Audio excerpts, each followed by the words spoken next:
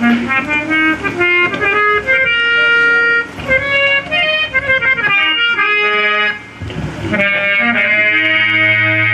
रहल जब माई के गर्भ में रहली तो हजारों हजारों वादा कैली कि हम जाए धरती पर तबाह भक्ति भजन करब, दान पुण्य करब, मंदिर मस्जिद में जाए, भूखा दुखा का पेट भरब। लेकिन माया की दुनिया में, माया के बाजार में आके हम सब कुछ भूल गए।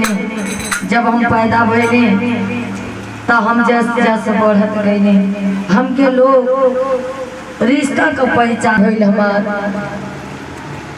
तो ओ प्यार दुलार में बद गए। थोड़ी दिन बीतल तो लड़का बच्चा हो गए, ओमे हमार समय गुजर गए। बचवन के पढ़ावत लिखावत में बड़ भैलन सोचली कि बहू आ जाई है, आ जब बहू अली तो नाती पोता हो गई। हमार समय बड़ी बाबा हो गई। का कहतारी जब हम अधीन भइली तो हम कहली कि आखिर हमार उद्धार कैसे हो। भगवान के वादा करके भुला गई, कबो याद ना कैले। भगवान के चरणों में जा करके आंखों में आंसू ले करके रो रो करके कह रही है।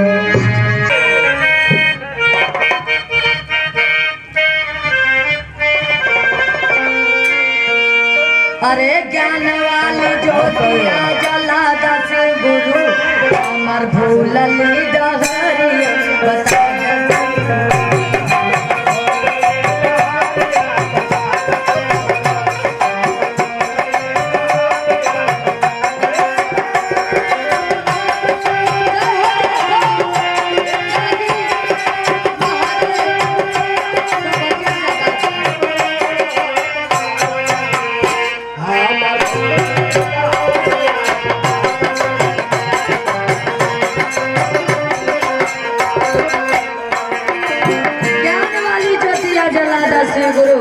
हमार भूलली हो डहरिया बता दस।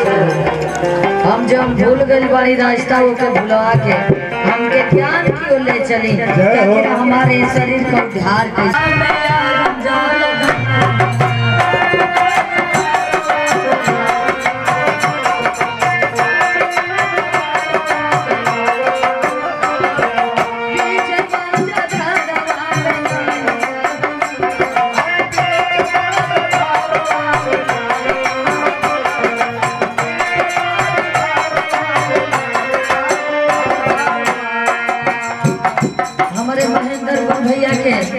पूरे परिवार के तरफ से 21 रुपया के दान आयल बा। भगवान कल्याण करे, दया दृष्टि बनौले रहे, जे जहाँ रहे खुश रहे, हर मोड़ पे तरक्की करत रहे। ये चाची की लगवा रखत है कि छुट्टा करा लिया, वहाँ से वहाँ ना जाए। ए माता जी नमो ना बतौली, नाम बताए। नमो मनोज गुरु भैया के पूरे परिवार के तरफ से 21 रुपया के दान आयल बा। जैसे दान पुण्य करो थोड़ो वैसे भगवान कल्याण करे, दया दृष्टि बनौले रहे। सावन का पावन महीना बा गुरु बहिना, हाइए हमनी के साथे जाइए और कुछ जाई। जय हो जय हो। कब कब के कैसे जाई, मर चल जेते जाई, लेकिन यहाँ से वहाँ जाल जेते है गिनती। बाबा कितना दान कैली, कितना पुण्य कैली। का नमो बाबा।